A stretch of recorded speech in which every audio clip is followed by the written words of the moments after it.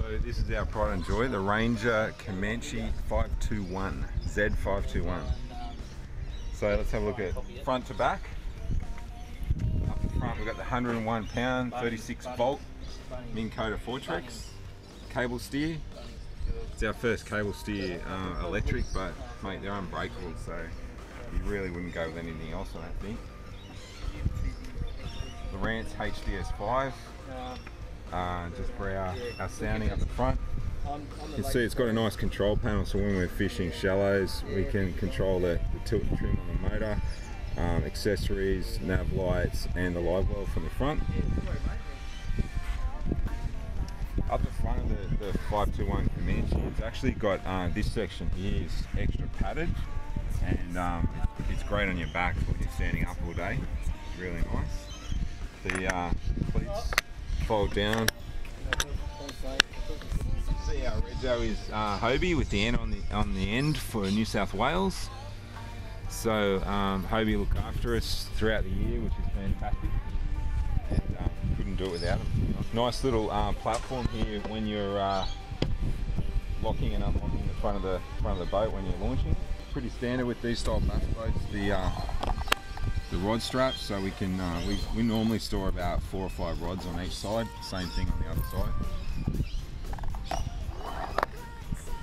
side. So basically, you've just got 2 switches for the motor and for the house battery, for the house components, and then we've got our electric switch over the side there with an overload as well, waterproof and stainless steel componentry to make sure that everything doesn't rust.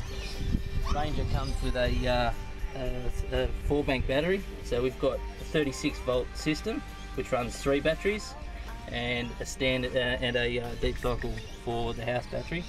Sorry, this one here, and that battery charger charges them all simultaneously and tells us what each battery is doing. Once they all light up green, obviously they're all charged. It's pretty much top of the range when it comes to a charger. We also always carry spare oil, pump pack for cleaning reels, things like that, and a set of jumper leads just in case. And that's pretty much, you know, it down the back. Here's the most important part: Evinrude E-Tech 250 HO. It gets us along at about 72, 73 mile an hour, or around 120 k's an hour. And we've got the 8-foot power pole shallow water anchor, which does a great job for us when we're drifting the flats. We basically, when we hook up to a fish, we like to deploy the shallow water anchor. It grabs the bottom, we can hold the ground where we've just caught the fish, and hopefully we can do some fan casting around after that and get 1 or 2 more. This is all a bit run down at the moment, but we've got a cull board that we like to, you know, we tag the fish, we'll just write on the board what the size of each fish is, and then we'll, you know, do a total. Or this side obviously just, you know, spare spools and other lures and things like that. To be truthfully honest, on this boat we don't carry a huge amount of lures. We've got our turn 2 lures that we know work, and we don't really toy around too much with other products because we just don't really want to waste time on the water. We generally like to try and keep a bit of a, if something does go wrong we can fix it sort of box in here. We've got a live aerator, which is sort of just in case. We can hook that directly up to the batteries in case one of the pumps go down. It does happen, salt water, things don't last forever, and 9 times out of 10 it's going to happen on a comp day. So you know, we've just got our general safety gear, torches, all that sort of stuff, you know, fuses, pretty much anything that can go wrong generally does go wrong to us sometimes. Great glove box, massive area. You can fit heaps of stuff in there, so we put GoPros and hats and phones and wallets.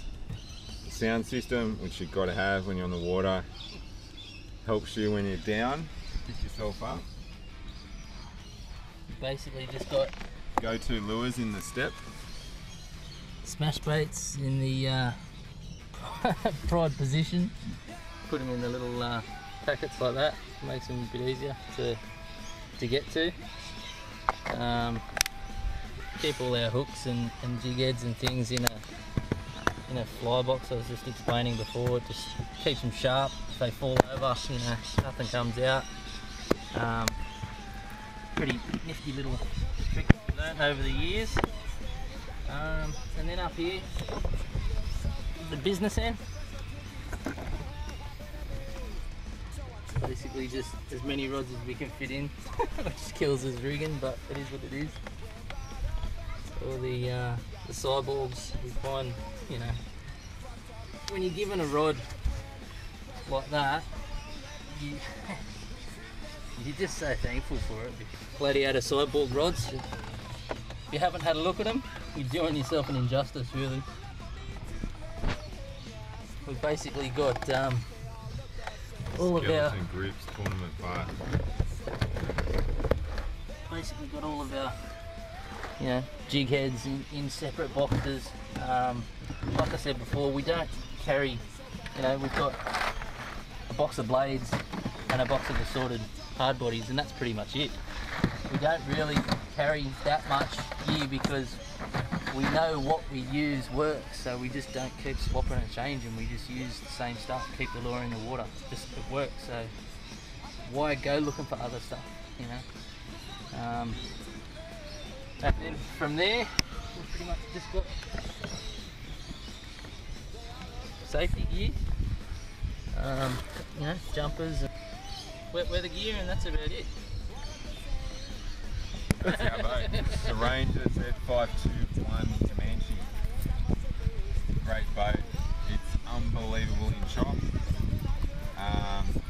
Fast, great fishing platform.